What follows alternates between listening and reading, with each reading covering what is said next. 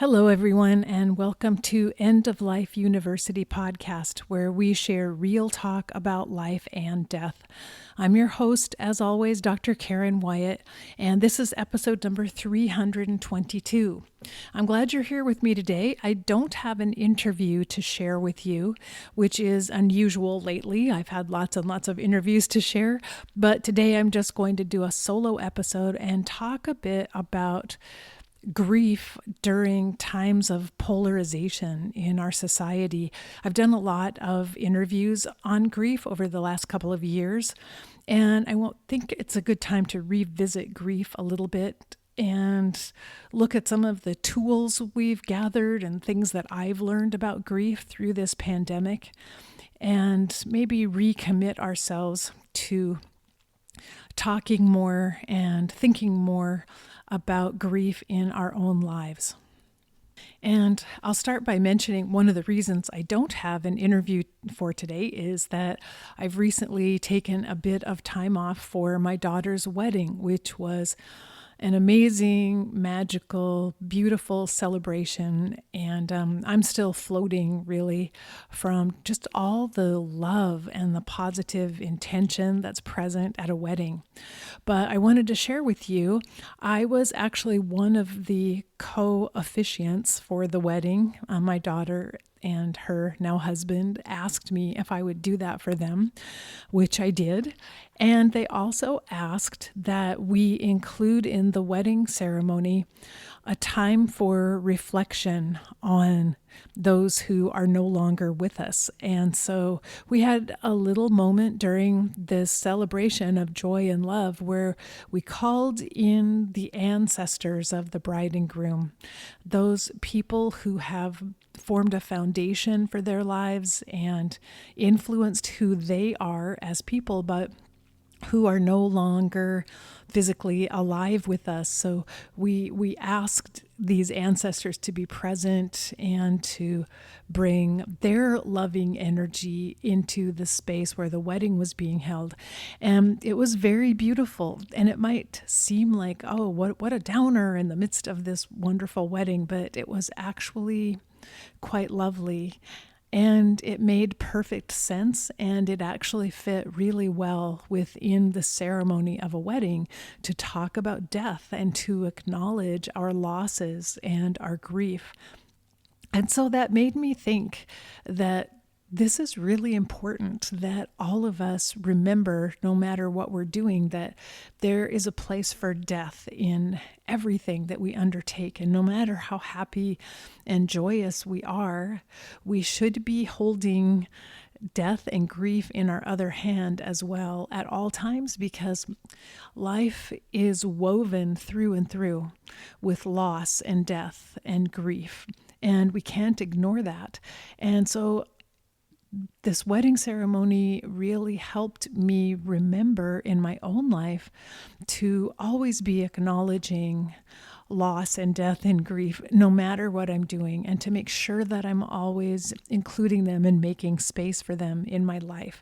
So that's why I decided I will do an episode on this podcast about that, reminding all of us to keep grief always in our awareness, to always be holding it in our hands along with the love and joy that we're experiencing in life.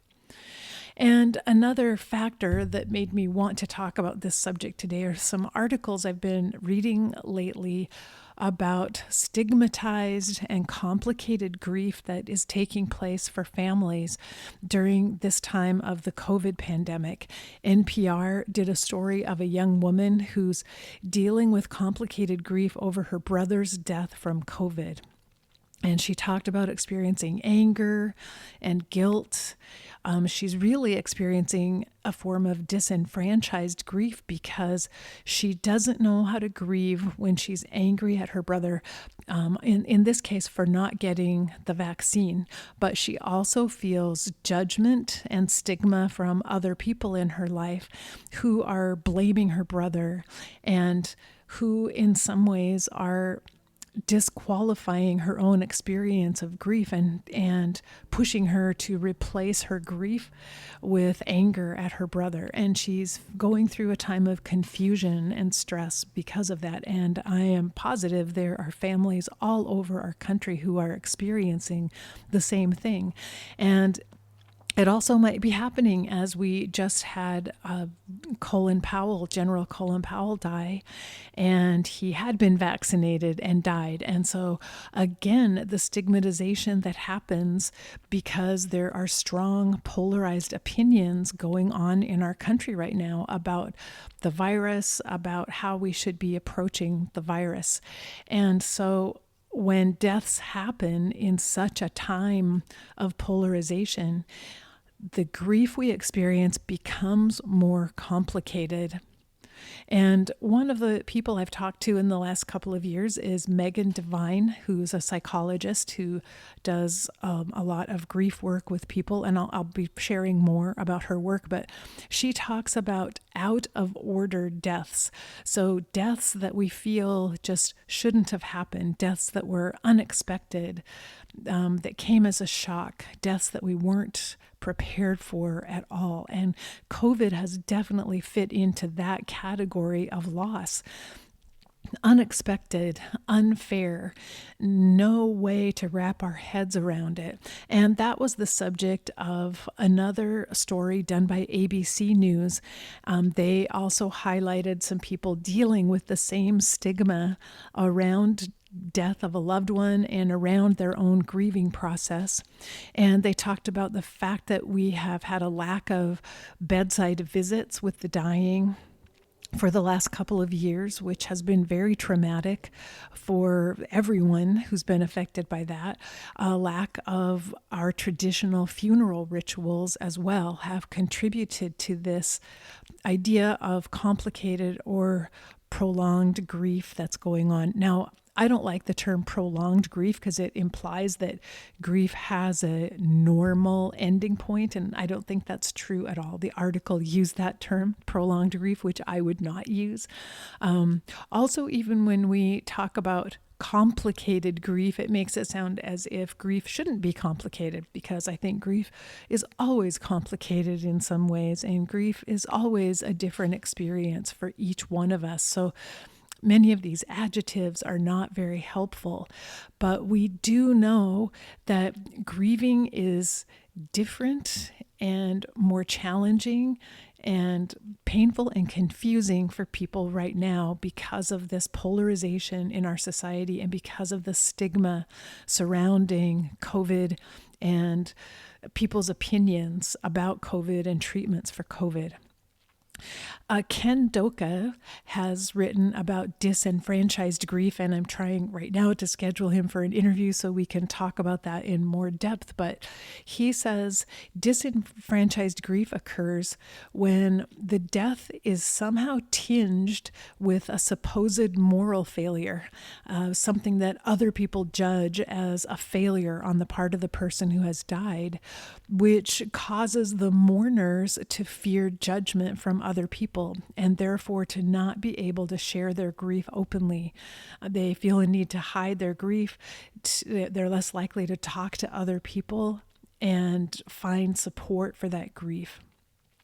And I really believe that that disenfranchised grief is taking place for so many people right now. And it's one of the reasons I just want to talk about it. And I want to talk about some of the things I've learned from my guests over the last couple of years about grief and about things we each might be doing to make sure we're being open and to make sure we're creating safe spaces for everyone around us to feel their feelings, express those feelings, and find support for their feelings.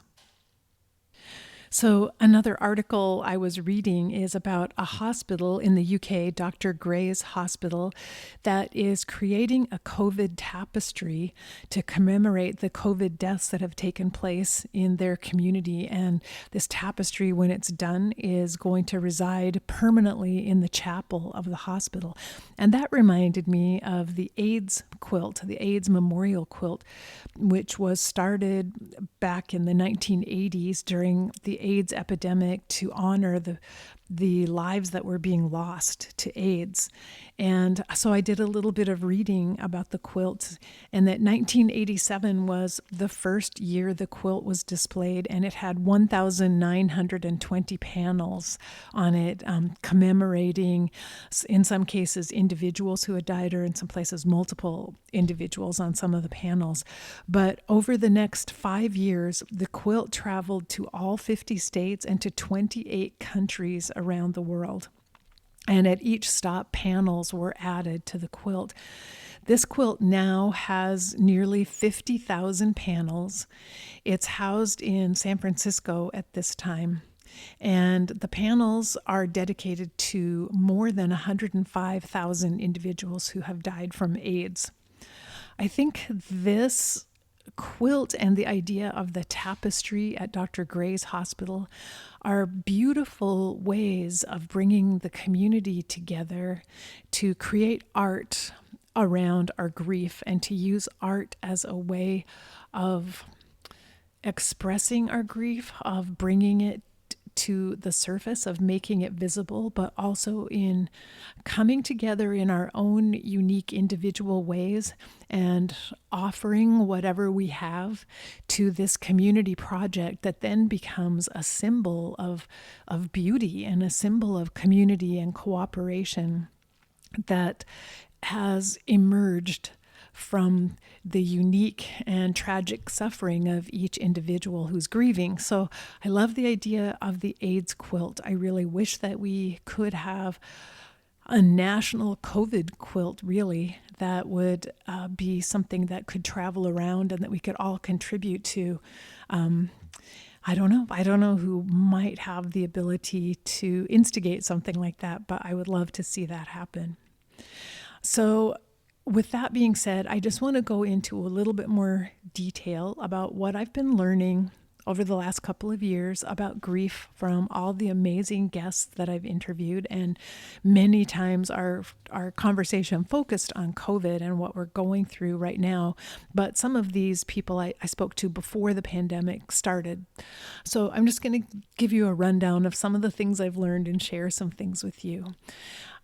First of all, I learned the importance of having a daily practice that acknowledges grief, particularly when you're going through an intense time of acute grief. But to be honest, this grieving experience has not ended over the last couple of years. So we're all still in the middle of it. There hasn't been a clear beginning or a clear end to it. We're all experiencing it. And I now realize that we will always experience grief in our lives. As I was saying before, we need to be able to hold it in everything that we're doing. Grief shouldn't be something unusual or strange that we, for certain times in our life, enter into. If we can make a place for grief in our daily life, we will be tending to it always. And so I think it's important for us to set aside some time each day and to be making space in our lives every day to acknowledge our grief, so that we are making it part of our day-to-day life. And a few thoughts that came to me about how to do that and things that I learned from guests. First of all, we can read books. So we can have books handy that we look at or read every day that will help us process grief. And one of those books is It's Okay That You're Not Okay by Megan Devine. And I'm going to leave links to all of these things in the show notes. So it's going to be a massive section of links here to various episodes that you could go back and listen to, but also links directly to the resource that I'm talking about. So Megan's book would be something great to read to remind us about grief. My guest, Sherry Cormier, shared her book, Sweet Sorrow, which is about post-traumatic growth through grief. Kirsten DeLeo shared her book, Present Through the End. I'm going to talk more about that later, but her book has lots and lots of rituals for grief, poems and writings around grief, and also just being present and sitting with the dying. Another amazing book. A book that I've had around for a long, long time is Final Gifts by Maggie Callanan and Patricia Kelly. It's a wonderful book for families with a loved one nearing death. It talks about unique deathbed experiences and communications, but it's a beautiful book to have on hand. And also another book that's been around a long time, Safe Passage by Molly Fumia. It's an inspirational book of daily devotions for someone who's going through grief. They're short, just maybe a paragraph long to read, always inspiring, comforting, supportive. And so it's possible to use that book and just read one small passage every day. And that's a great way to stay aware and conscious of grief and to keep grief present in our lives on a day-to-day basis. Terry Daniel has written some good books on grief, Turning the Corner on Grief Street, and her most recent is Grief and God. If you're interested in learning about how religion may have been harmful to many of us in our grief process, Terry has written about that. Then I've talked with people about books for children. The Good Grief organization has a book called The Invisible Tattoo, True Stories About Children Grieving, Living, and Loving After Loss. So that would have some great stories to share with children, but also I love reading children's books as an adult. I always find them really poignant and touching, so I would recommend those. And also Linda Goldman mentioned in my interview with her, she has a children's book about grief and a free workbook that comes with it. And then much more recently, Francesca Lynn Arnoldi shared her Map of Memory Lane book, which has just recently been published for children. It's a very gentle book that talks about loss and memory and how we can remember those we've lost. And she also has a workbook that can be done with a child, and it's very beautiful. There are many, many other books. I don't mean to suggest these are the only books out there that one could read about grief, because there are so many, and I've interviewed so many people who've written books, so I don't want to imply that's all. I just wanted to mention those few today, since this won't be an entire podcast on books. But also I wanted to mention music, because another way to help us acknowledge grief is to use music. Evocative music that touches our emotions can help us get into a space where we can be with our grief, whatever form that might be taking. And so one beautiful CD is Walking Each Other Home by the Threshold Choir, which has songs appropriate for the bedside of a dying patient, but it's beautiful, lovely music. Therese Schroeder-Shaker also has written harp and vocal music for the dying from her Chalice of Repose project. Rosa Mystica and the Geography of the Soul are two of those albums that she's recorded. Again, really beautiful, just soul-touching music. And Graceful Passages by Gary Malkin. It's a combination CD and gift book with music and the spoken word for anyone exploring the issues of life and death. So that's something that you could just listen to on a daily basis that can help you with a daily grief practice. There are also conversation games. Hello and the Death Deck are two of those. My guest, Claudia Conan, has created Karuna cards, she calls them. They're not necessarily related to grief, but they help us process emotions and get in touch with what we're feeling. And so those can be really helpful as well.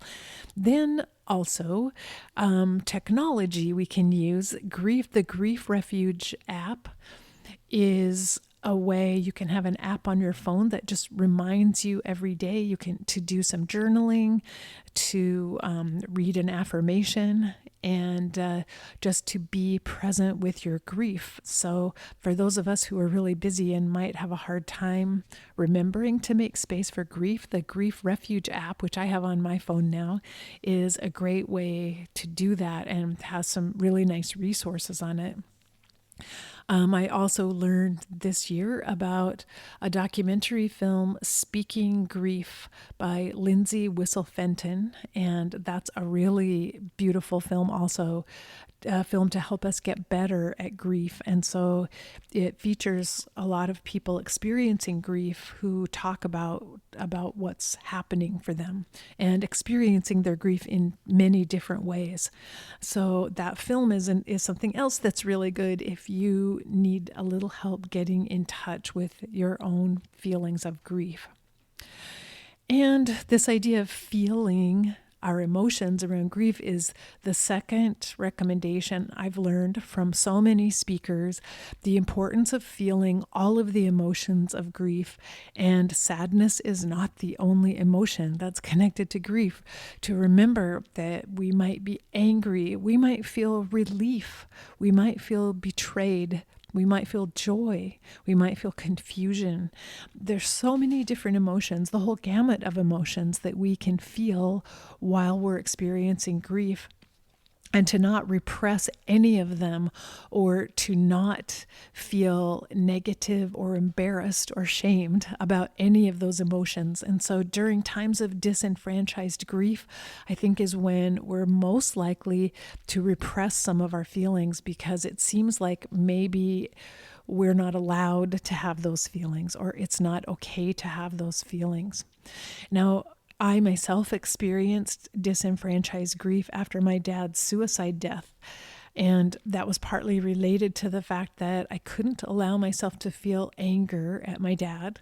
And I had a lot of anger, but I was repressing it all and not allowing it to come to the surface. And I felt the stigma of suicide so powerfully that I couldn't share it with other people or talk to other people about what I was going through. So I largely kept my grief hidden within me and repressed any emotion that felt like it didn't belong there or shouldn't be there. So I got overwhelmed with guilt and anger and confusion and a lot of self-blame around my dad's death. And it really made the process of grieving over his death more challenging and more difficult, I think. But that's one of the reasons I just want to emphasize the idea that we each need to be able to feel all of our emotions, whatever they are, and again, create a safe space for ourselves to feel it when we're going through grief, but also for others around us, and to look out for people around us in our lives who may be caught up in the stigma of their own grief, of a death that has occurred that they're processing right now and dealing with, and to help them find a place of safety to feel whatever it is they feel. And so I also wanted to mention an interview I did with Jennifer Matthews, who talked about loss without sadness, and the fact that when her partner died, she didn't feel sadness. She felt an incredible joy, in a sense, for her partner who had completed her journey here, more or less. And so it's so important to remember, as I said before, not everyone grieves in the same way, and not everyone will have the same response to grief. So if you resonate with that, you might want to go back and listen to that interview with Jennifer, who talks about if we are someone who's feeling joy or relief after the death of a loved one, that might be stigmatized as well. That might be what we're hiding from people and unable to show because of the pressure in our society to have the expected emotion of sadness when we are grieving. The next thing I learned in terms of just feeling the emotions is to also embody the emotions. And Oceana Sawyer is amazing. She does incredible work around embodying grief and teaches workshops to people. And we had a wonderful conversation, and Oceana made the point that if we don't transform our pain, we will transmit it to other people. And that's the reason why we need to feel the pain, feel the emotions, and also embody them, feel them throughout our physical body, not just process them in our heads by thinking about them. So she talked about some of the ways to practice embodied grieving include breath work, body work, yoga, and I'm going to share a link to an interview I did with Paul Denniston about grief yoga, which he teaches specifically for people going through grief. So this is another great way to have a daily practice that incorporates grief, a breathing practice, a yoga practice. Oceana mentioned hiking, running, dancing. Those are also great ways of experiencing the grief in the physical body and moving the body with the grief so that the grief becomes mobile in a way and can move through us, and we can process it fully with our whole being. And then also laughter, she mentioned. And I have a great interview with Janet Carroll, who teaches laughter yoga. And I'll share that with you. Just a process of using laughter to help us with burnout and stress and grief. Another idea for embodying and studying our grief is to look at our dreams. And Joshua Black has done such great work studying grief dreams. And we had a wonderful conversation as well that I'll share with you about paying attention to the dreams that you have at night and working on remembering them so that you can find the nuggets of gold that exist in those dreams, because oftentimes through dreams you're getting messages from your subconscious and maybe even messages from the other side, from a loved one who is communicating with you or connecting with you, or just from your own memories of your loved one that are coming to the surface. So dream work is really helpful during times of grief. Many of my guests talked about writing about grief and how beneficial writing has been to them. I interviewed Shelley Buck, whose son Ryder died in a tragic accident, and her friend Kathy Curtis. Together, they've written the book Leave Your Light On, The Life and Afterlife of Ryder Buck. And Ryder was himself one of the authors in the book because his journal entries and some of his songs appear in the book. And so in our interview, we talked a lot about how writing can really help us through the grief process. It helps us, again, express the grief. It helps us by putting it on paper where we can see it and read it. It validates our emotions and what we're feeling to simply write them down. So I'm a big believer in journaling, but other types of writing as well, creative writing, poetry writing. I interviewed Bruce Sterling, who has written a book of poetry after the deaths of his two parents in an accident. And so we talk a little bit about creative writing and writing poetry. Megan Devine has a course online, Writing Your Grief, a 30-day course where you get prompts every day, and there's a whole writing community of people going through the same course, and you can come together in that community writing. And Megan has now also created a guided grief journal called How to Carry What Can't Be Fixed.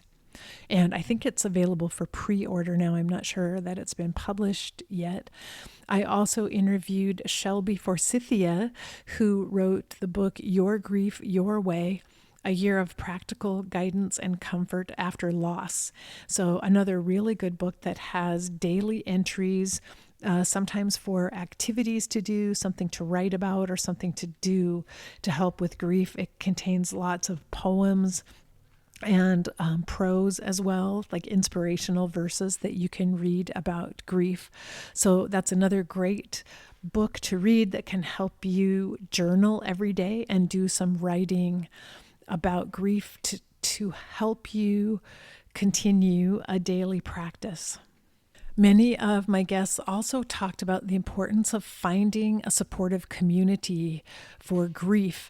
And one of the stories I mentioned, the ABC News story that talked about the stigmatized grief around COVID, talked about online communities that are forming for people who are are dealing with the stigmatized death of a family member, and able to find support there that they may not have been able to find in their own physical community, but going online to find a group. And so throughout this whole pandemic, online support has been really important to all of us because it's been more difficult to gather face to face and in person. I interviewed Carl Shackelford, who has created a website for men called We Grieve. And he is sponsoring groups for men dealing with various types of grief on his website. And that was really powerful to talk about how men grieve differently than women do. And it's important for someone to kind of focus in on men as a group. And if you look in general at groups of people dealing with grief, oftentimes they're primarily women attending those groups. So Carl is creating groups that are more appealing to men, that can help bring men in and offer men experiences that they will feel comfortable with in dealing with their grief. I think that's really powerful. Once again, Megan Devine has her online writing group. And then in a recent interview, hospice nurse Gabrielle Elise Jimenez shared that she started on a whim a Facebook group for people dealing with grief over COVID that rapidly grew to 70,000 members on Facebook, which is a definite validation that people are looking for this kind of support. So I think it's available. There are things out there that we could find if we ourselves need community. But I hope some of us will feel inspired to create more communities online or where we live, face-to-face, in-person communities, things like death cafes or death over dinner groups or the dinner party for younger people dealing with grief. Those can also be really helpful ways of coming together and offering support to one another around grief. All of them, Death Cafe, the dinner party, and Death Over Dinner, can be done virtually as well over Zoom if necessary. So if there are a lack of support communities for grief where you live, consider starting one yourself, whether it's in person or online, because we need so much of that right now. It's really important.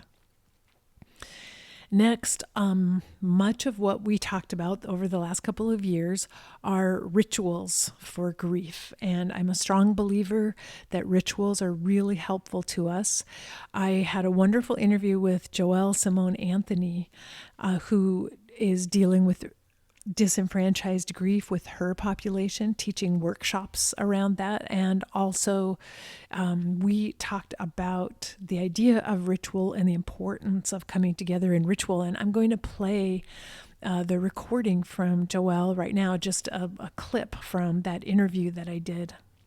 And I remember one day online, I saw a video of in Detroit, apparently they posted the photographs of all the people who had died of COVID, and someone drove along and had a video of all those photos. And I sat and watched it, and I just started crying. And it actually felt like, oh, this is the first time I've been able to literally cry or actually express grief about the deaths of people I don't know. I've never met them, so I don't have sorrow of that sort of loss, but it's more the community collective loss of our fellow humans. And so I was just thinking that video itself provided me just a little moment of being able to finally express my grief. And I wanted to talk about the importance of that, how much we really need to have some sort of rituals, and we need to have the modalities of grieving together. I think you're absolutely right. Ritual, a lot of people are afraid of the word ritual, but we do rituals every day, whether we're aware of them or not. Brushing your teeth is a ritual. It's something, hopefully, that we all do at least once a day. And it's incorporated into our lifestyle because it has a benefit. It keeps our oral health, up to par. It keeps our breath from smelling, and it has other health benefits that, help us. And what you're describing with those photos it was a ritual. It was someone's expression of what they were witnessing.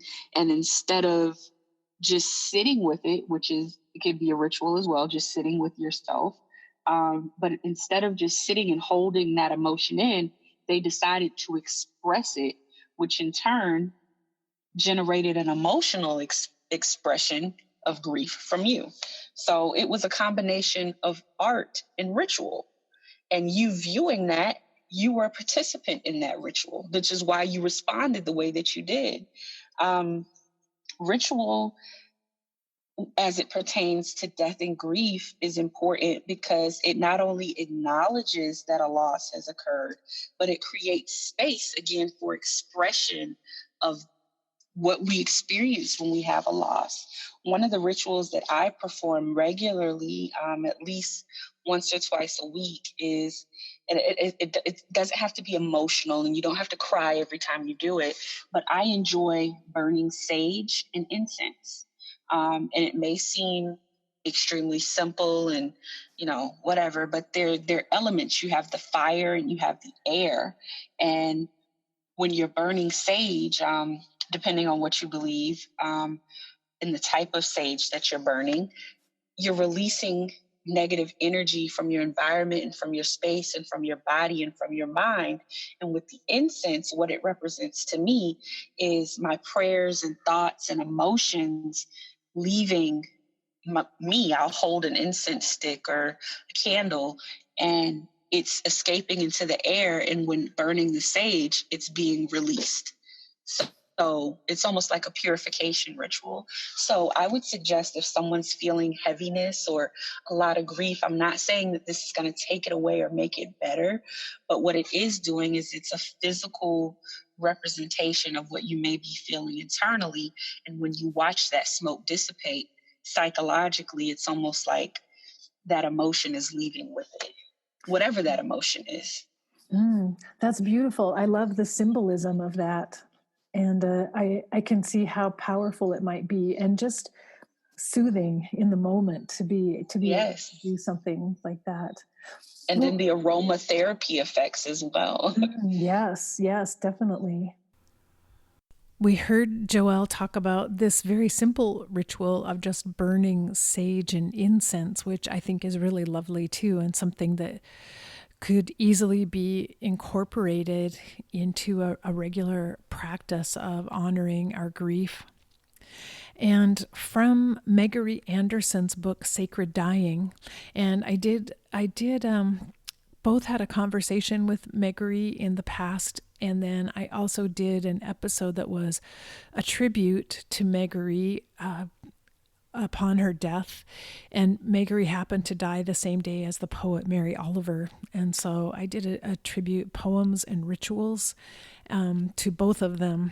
And I'm going to link to that episode, which you could listen to if you're interested. But from the book Sacred Dying by Megory Anderson, which has lots and lots of different rituals in it, one of her suggestions, if you're dealing with perhaps disenfranchised grief or grief over someone that you can't connect with.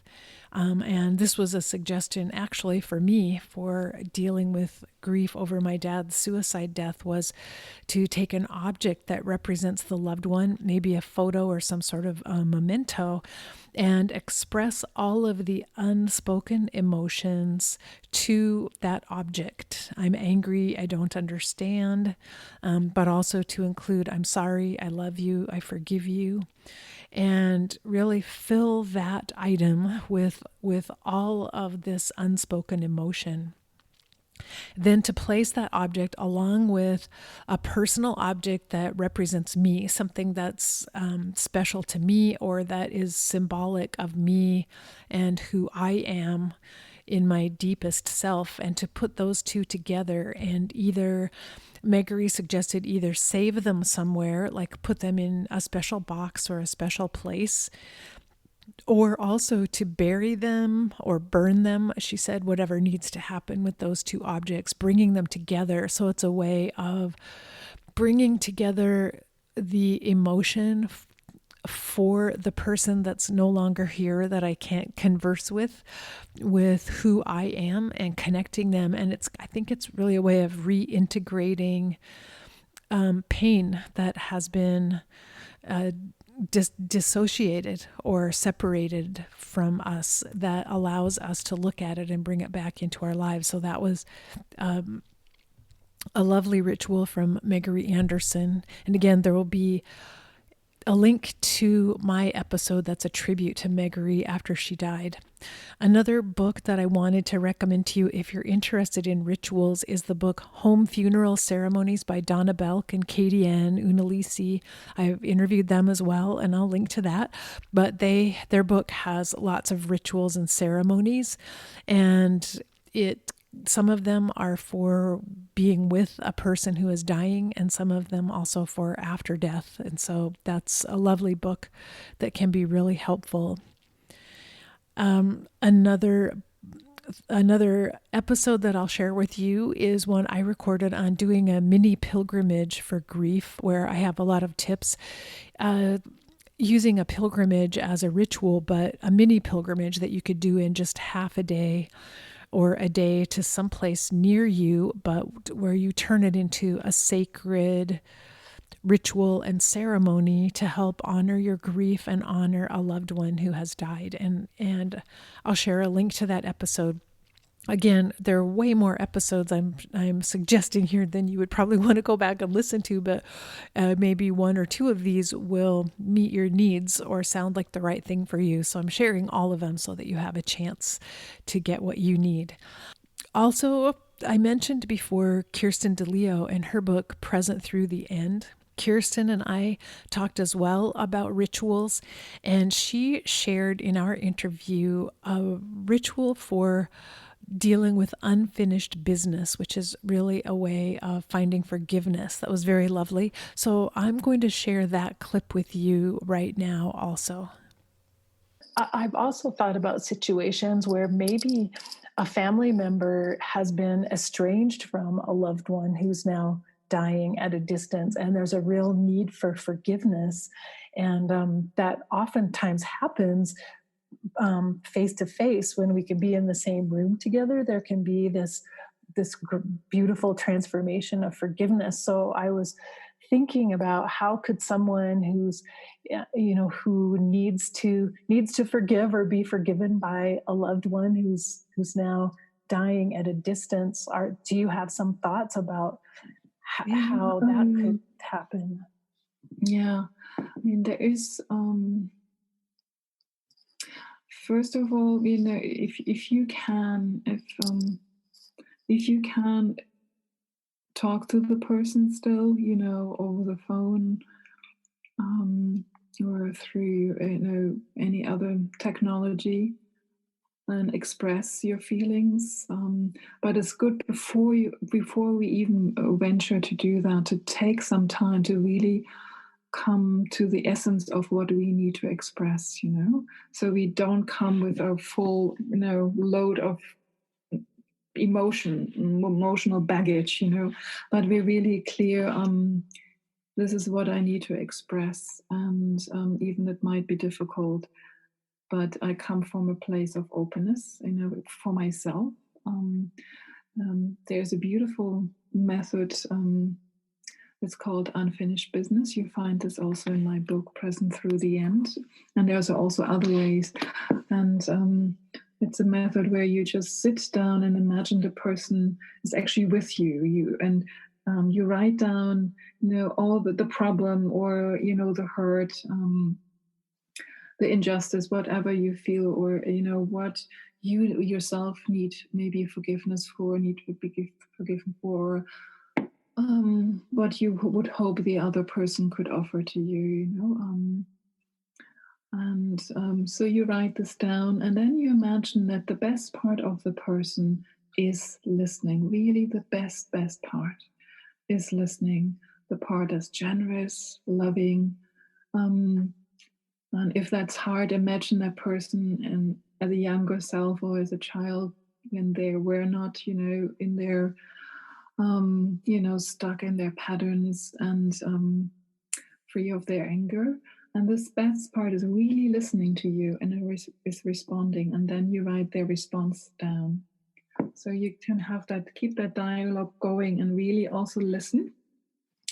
And sometimes we bow, but when I write down what the other person might be saying, this is really true. Just try not to censor it, because let not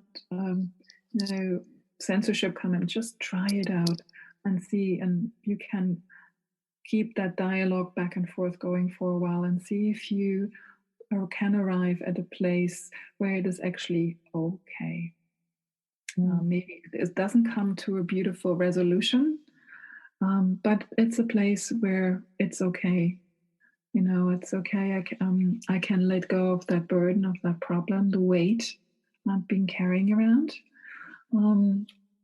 And maybe then I can talk to the person, or maybe it's not needed anymore. So I love that practice. And I think that's a wonderful way of dealing with the unfinished business in advance, in a way, and putting down the weight that we're carrying, then moving on to expressing our love toward the other person, because I think we can love even more deeply and broadly once we've been able to let go of some of the past issues that we've been holding on to. And as I said before, you can find more rituals and poetry and prose in Kirsten's book, Present Through the End. That's a lovely resource to have on hand to help you with a daily practice of grief. And finally, once a month for 1 year of the pandemic, I recorded a vigil for dealing with grief, dealing with our pain, dealing with anger, various vigils. And these were about 15-minute little ceremonies, really, which included some music, some poetry, affirmations, some prayer and meditation time. And so it's really like a guided vigil that you can listen to. So you can, I'm sharing these resources. You can create your own rituals if you feel inclined. But if you would just like to listen to a vigil and be guided through it, you can participate in it, because there's a time for meditation and contemplation, and I walk you through it in the vigil. I will share links for the vigil recordings that I did last year, and all of them are dealing in some way or another with grief and the various emotions that accompany it during this time of the pandemic and the polarization, the pain our whole society is going through. So I'll share those, and perhaps one of those would be of interest for you to listen to if you're looking for a little ritual for yourself, but you don't really want to try to create it from scratch. Listen in and join in the vigil. So those are some of the thoughts that I wanted to share with you around grief here, in hopes that it will be a reminder to you. I know we're kind of tired of all of this. We're kind of tired of everything we've been through. And I'm seeing lots and lots of anger, intense anger, in fact, out there on social media, in the community, wherever I go. Now, I'm seeing lots of love as well, and thoughtfulness and compassion, and people taking care of each other. But when I see the anger arise, it tells me that we have unmet emotional needs, and we need to do a better job as a community of helping one another, making that safe space once again for all of these emotions to come up. And as Oceana said, if we don't deal with our emotions and process them and transform them, they will be transmitted to others. And that's where we need to offer help to people around us. Make sure we have the opportunities to transform those emotions so that we're not just transmitting them in a harmful and hurtful way to other people. So wherever you are on your own unique individual journey right now, in this experience that has touched all of us, I'm sending you much love and much support, that you will find the tools you need, find the time you need, find the support that you need for your own journey and your process, so that in one way or another, what we are going through together can end up being a transformative and positive experience at the end that can lead to growth and evolution and help us learn how to bring even more love into this world. And I'll remind you, as I do every week, that we're here for love. That is really the purpose of why we're here, I believe. We're just here to learn how to do a better job of loving, and we're being challenged in that regard right now. So this is a great learning opportunity. And we also need to face our fear, be ready for whatever happens next, and love each and every moment of this precious life. Bye-bye.